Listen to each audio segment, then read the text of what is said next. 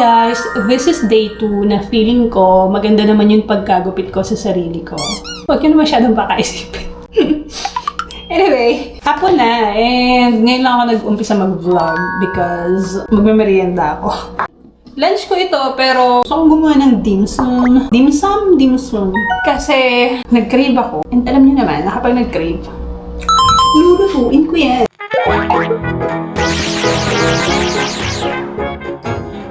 So, let's do this. Meron ako ditong hipon, 8 pieces. Nakita ko siya sa TikTok.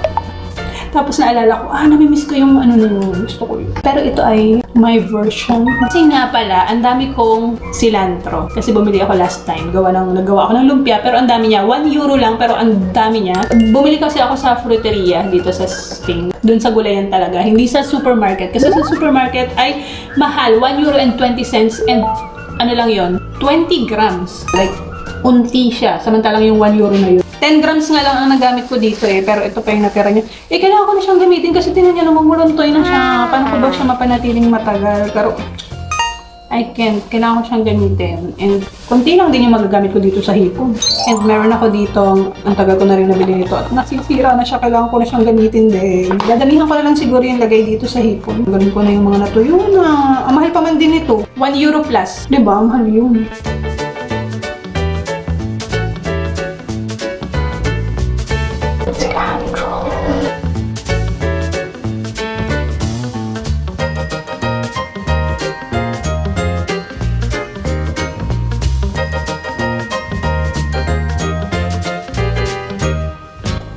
Pinatong ko na yung dalawa dun. Kasi ako lang naman kakain yun. Okay lang. Dumikit siya. Let's make the sauce. Okay, sauce. Oyster. Okay, konti lang. Kasi may oil. Lord. Ang dami masyado. Okay na. Water. Chili. Peanut butter.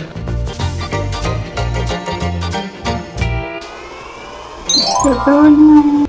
Nabuo siya gawa ng sesame oil. Magpapaliwanag ako, pero masarap siya. Tinikman ko. Ikip ko to. Halo ko to sa lentils sa susunod na araw. Pampalasa. Yan eh. Lagay ko sa freezer ulit.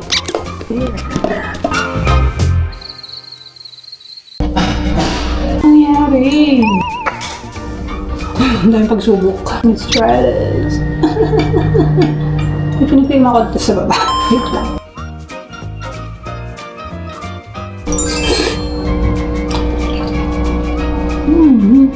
Hindi maalat. Lagyan kong tubig pa. Ang tapang noon. Next time, more water. Tapos nakalimutan kong lagyan pala ng oil itong glass. So, dumikit. Buti na lang. Konti lang. Kasi nilagyan ko ng oil yung paper. Pero dapat nilagyan ko rin ng oil itong lagayan. Pero masarap. Parang na-oversteamed nga lang din. 8 minutes kasi yung sabi dun sa Pero I think 5 minutes or 6 minutes. Kasi nawala na yung, hindi nakabalot. Nawala na yung balot dito sa So next time, 5 minutes I think. Kawasan ko yung sauce maalat. Tapos lagyan ko ulit tubig. Kasi malasa Sarap yung cilantro. I think okay lang. Next time, ganyan lang dapat kalait yung sauce. Alam niyo ba, tapos ako kumain dito sa kusina. Habang nagugas ako, di ba? Nahugasan ko na siya. Siyempre, kumain na ako. Kasi lalamig din lang Tapos, kada tuyo ko ng plato, sinusubo ko yung madali lang siyang kainin. Isang subo-subo. Tapos magugas tapos na rin kumain. Hindi ko na na-enjoy yung pagkain. Na-enjoy ko pa rin naman. Masarap siya. Pero next time, kung gagawin ko ulit siya, medyo napaalat siya and na-oversteam. Gagawin ko ulit siya para perfect na next time. 5 minutes lang siguro yung steaming. I think 2 minutes nga lang ang hipon niluluto, diba? So, try ko ng 3 minutes. Pero yung rice paper, sakto lang yung pagkaluto niya. I think hindi sakto kasi nahubaran na yung ibang hipon. So, maybe, 5 minutes siguro next time. Yun lang naman. Tapos ako mag-lunch. Hindi yan lunch. Merienda lang yan. 8 pieces na hipon is good na siguro. But kakain ulit ako maya-maya. Gusto kasi lumabas. Magpa-plan akong lumabas kasi may gusto akong bilhin. Yung bangs ko. Idlip muna ako. Sulitin ko muna ang bayad na 300 euro monthly. Kaso ang ingay. Ito ng oras ng pagluluto nila dyan sa kapitbahay. Ganyan sila magluto. As in yung mga kaserola, para bang nagja-juggling pa sila ng mga kawali at kaserola. Kung makakuha sila ng... Paano ko idlip? Ganyan ka Kabilang sila building. Pwede po na ako and gusto ko lumabas mamaya. Nakakain naman na ako. Wala ko merienda ko lang yun pero medyo heavy siya kasi 8 piraso ng hipon. It's heavy. At dahil dyan inantok ako, kailangan kong umili. Diyan ka muna. I'm so happy. Nakatulog ako. Kasi kagabi, 6 hours lang yung tulog ko. Ang alarm ko kasi ay 9:30 ang alarm ko. Yung nagising agad ako ng mga 7:40. 6 hours lang. Umihi kasi ako, napaihi ako, tapos hindi nakabalik sa tulog. So, I'm so happy na naka 1 hour ako ng tulog. Tapos, magkakape ako at ang palitaw na tira ko kahapon. Okay pa kaya to? Hindi ko siya nilagay sa ref. Kasi nga, titigas siya. Wala pa kami microwave. Hindi pa na nakabili si R. Parang okay pa naman. Malagkit nga pala yan, no? Anyway, feeling ko naman okay pa. So, magtitimpla ako ng kape. Bago ako lumabas, magkape muna ako. Kasi mamimili lang naman ako. May bibilhin lang ako. Alam nyo, feeling ko, kaya hindi rin ganun ka-attractive yung gupit ko. Feeling ko gawa dun sa naging dark ulit yung buhok ko. Nagkulay nga kasi ako, kinulay ko yung green. Kaya nyo ako magpiliwain.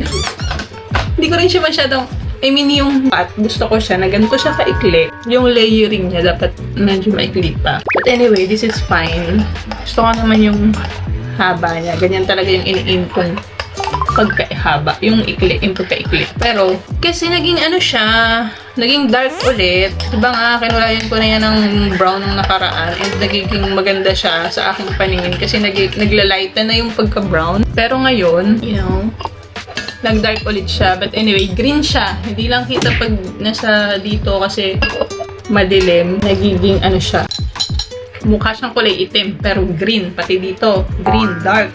Ayoko na nga ng dark, diba? Gusto ko yung medyo light brown dapat. Ito yung Nescafe na macchiato. Pero last nabili ko rin ito ng Nescafe na macchiato kasi hindi ko masyadong gusto siya. Tsaka yung Starbucks na macchiato naman, masyado latte macchiato. Ang nagustuhan ko pala is yung Starbucks na caramel macchiato. Pero ito, latte macchiato, medyo matapang siya for me. So, ang bibilhin ko ay caramel macchiato na Starbucks. And, di ba, marami akong binili nung nakaraan.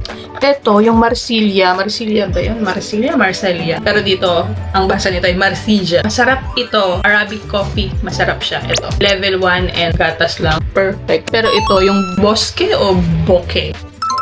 Ito yung descafeinado. Decaffeinated ito. And hindi ko pa na perfect, I think, ang timpla. Kasi hindi ko siya masyadong gusto. Pero siya light yung pagkakape niya. Somehow, gusto ko rin siya. Pero hindi ko pa lang napapagtanto kung anong level ng kape. Kasi tinay ko ng number 4. Tinay ko ng number 5. And siguro nadamihan ko ang gatas. But let's see, tatry ko pa rin. Kasi kailangan ko ma-perfect, titingnan ko. Pero okay din kasi nga, siya, walang strong na pait. Okay din. So, pwede siya pang mga panghapon. Ganun.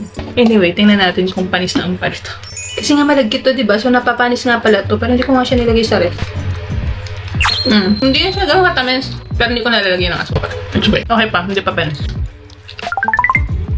Joke na. Hindi pa panis. Kapon lang yun. Nangis tayo. Nalason agad. Ganun ba yun? Mabilis lang ako. Alis ako ng mga 6 dito. Maglalakad na ako. Ito na rin yung suot ko. Hindi lang magpapalit. Napapakasuot ko. Tapos sandalya. Hindi bagay sa shoes to eh. Kung chinelas. Wala akong chinelas. Labas na, Mi. Diba sabi ko 6 PM ako lalabas? 7 na. Pero okay lang kasi maliwanag pa naman hanggang 9. Hindi ko dala yung stick. So, kamay-kamay lang. Palit kasi yung bag. Pero meron akong dalang tote bag sa loob kasi pag nag-grocery, may lagayan ako at hindi na ako magbabayad ng 15 cents for the plastic bag. Double effort na tuloy ako kapag lalabas. Kailangan nakakilay ako, naka-lip tint or else mukha akong lalaki. Parang mukha akong little boy kapag hindi ako naghilay, nag-mascara, nag-lip tint. Bakit ganyan? Bibili ako ng pangkulay. Ayoko ng hair color ko na dark. It's actually green, pero hindi nga kita. Para lang siyang black. Ay, magsukat. Nandito na ako sa tasahan ulit. Kasi feeling ko, kailangan ng partner ng pink kong tasa. And if mabuti naman, may stock pa sila ngayon. Buto. Pero parang hindi siya ka-size. Tama. Meron ako nito na kulay pink. And I need hair. Parang mas malaki to. Ilan tong ML? Ba't wala nakalagay? 320, yeah. So, diba? Dapat ang tasa ay may mga partner. Tingnan nyo yung pink na ginagamit ko. Dapat may partner din siya. Pero isa lang din yung nakuha ko. And lagi kong pinupuntahan dito. Meron silang bagong stocks at wala. Kailangan ko ng kapartner nun. Ano ba? Alam mo yung parang handa na ako mag-isa talaga sa buhay. Isa lang talaga yung binili ko nung time na yun. Hindi ganon. So, kukuha ko nito. May pink ako, tapos ito green. Para pair siya, diba? Ang tagal ko dun sa pantihan kanina. Kasi ang haba ng pila sa sukatan ng mga bikini. Tapos ang haba din ng pila sa bayaran. Kunin ko na to agad. Tapos pupunta na ako sa supermarket. Kasi nga, yun talaga yung pakay ko today. Lipat ako ng kabilang mall. Ayun lang, magkatapat lang sila. Doon ako galing. Kasi ito lang siya. 5 minutes walk. Ang pagit. Hindi nga 5 minutes, 3 minutes, ganyan. Lapit lang siya.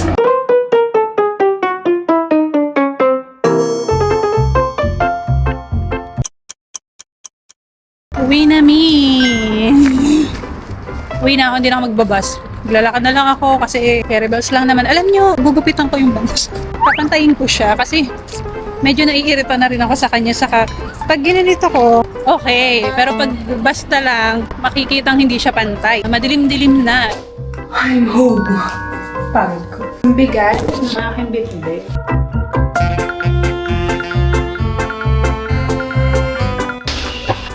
Bukas na ako magluluto. Tinatamad ako.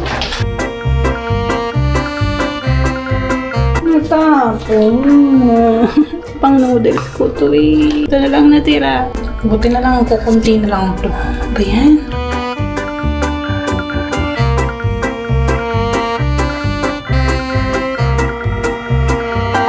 Pwede pa siguro ito sa noodles.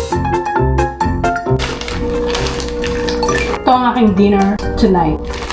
Lagyan ko ng meatballs. Hipon. Ayaw ng hipon. Nag-hipon ako kanina. Meatballs na lang tsaka 3 itlog ang ilalagay ko. Hindi ko alam kung bagay ang cilantro at cheese, pero cheese noodles ko sa sauce. I don't know. Let's see. Babalitaan ko kayo kung katanggap-tanggap ang lasa. Lagyan ko ng gulay. Ito. Kaya ko siya maluto sa soup. Tapos may 3 siyang itlog. Ayun. Ay, nadurot. Ano na yung isa. That's it. With Papa Jackson. Noodles sa mainit na panahon. Bakit? Ang tagal ko na naghugas ng mga plato. Mainit pa.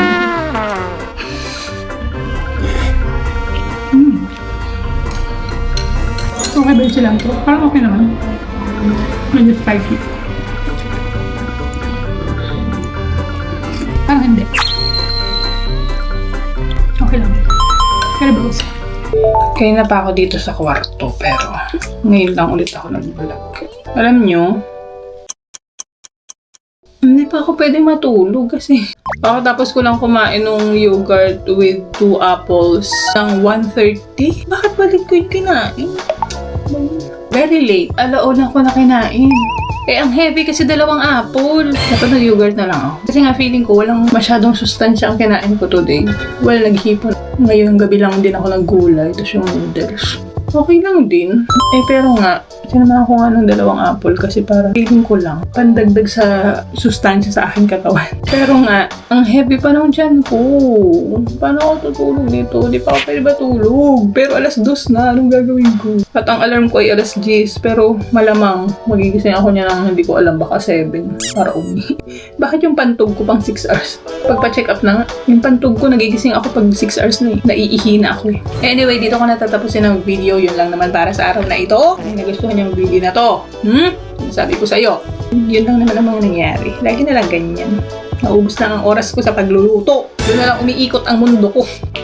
Anyway, nag-grocery na ako kanina nga. Pero, ano lang yun? Grocery na. Ako lang magluto bukas. Tapos, hindi pa kompleto yung groceries. Pang ilang araw lang yun. Yeah, sigurado mag-grocery pa rin ako niya next week. Pero, yung mga binili ko is, I don't know, siguro for 2 days. Pero may hipon naman ako dyan na nakastock. Pero ayoko laging hipon. Medyo naumay din naman ako. Once a week lang dapat ang hipon. So yeah, that's it for today. Nag-grocery lang ako at nagluto. Sa mga susunod na araw, meron akong good news sa inyo. Stay tuned! Abang-abang lang kayo dyan at meron akong ibabalita sa inyo na good news. Good news para sa akin. Natutouch ako yung aking mascara. Hindi ko pa matanggal. Sige na, tama na. Dami pang sinasabi. Ang dami pang ebas. So, yun lang naman para sa araw na ito. Sana nagustuhan niyo ang video na to. Kung nagustuhan niyo, ipaki-thumbs up na lang. At kung hindi niyo nagustuhan, ipaki-thumbs up na rin. Hanggang sa susunod, matatapos ng video na to sa bilang ng 3, 2, 1, sabay.